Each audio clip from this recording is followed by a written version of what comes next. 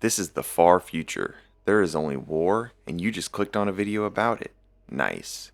Let's meet today's space elves. The Aeldari are old, not like Necrons ancient, more like we used to rule the galaxy before your species learned how to walk. They had it all: science, art, psychic power, literal space magic. And then they partied so hard, they accidentally birthed the god of chaos. Oops. See, back in the day, the Aeldari were so advanced, they got bored. No enemies, no struggle. So they turned their entire civilization into a galactic hedonism engine. Every pleasure, every excess, every horrible thing you can imagine, all at once, all the time.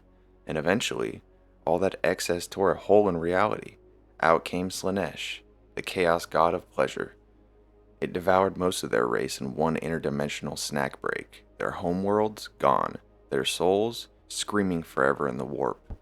Now they are a shadow of what they were, scattered, haunted, and very pissed off. The survivors split into factions. You've got the craft world Aeldari, traditionalists who live on giant spacefaring world ships. They gave up pleasure and now live by strict psychic discipline and grim self-control, basically space monks with laser bows. Every craft world has its own culture, its own style, and its own sense of impending doom. They don't reproduce fast, they don't trust outsiders, and most of their plans rely on psychic foresight and widely unsustainable hope. Then there's the Drakari, the Dark Eldar.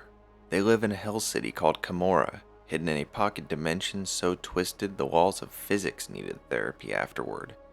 These guys didn't just give up pleasure, they doubled down. Torture, murder, soul-draining parties.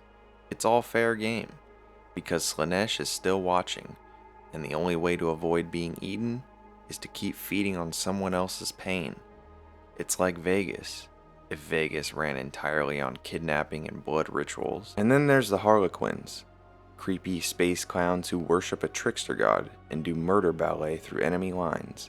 They perform strange rituals that are half theater, half prophecy, and 100% lethal.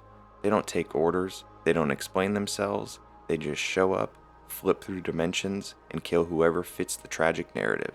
No one really understands them, not even the Aeldari. All Aeldari are powerful psychers, even their janitors can make your brain bleed. They don't build tanks, they build soul-fueled jet bikes and warp-shifting hovercraft. Their weapons are elegant, ancient, and terrifying.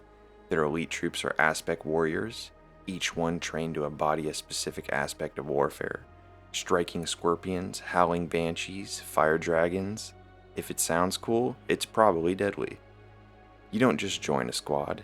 You put on a mask, adopt a new identity, and become a weapon. But for all that power, they are still dying. There are barely any left. Every soul lost is a permanent blow, and thanks to Slaanesh, even death is a gamble. Because if an Aeldari dies without a spirit stone, their soul goes straight into the warp meat blender. So now they fight to avoid extinction.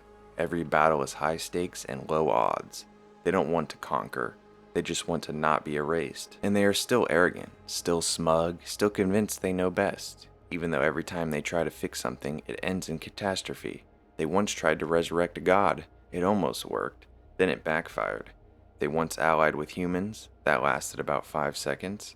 Because no matter what the Aeldari do, the galaxy hates them, and honestly, they kind of deserve it. But underneath all that failure is tragedy. The Aeldari didn't fall because they were weak, they fell because they couldn't stop themselves. Now they are watching the galaxy burn, again, and this time, they are not in control. The old empire is gone, the new powers are worse, and the Aeldari, they are just trying to salvage anything. That's the Aeldari. Doomed, ancient, and still making you feel bad about your life choices. If you want more galactic tragedies explained, hit the thing. Or don't. Your soul's already spoken for.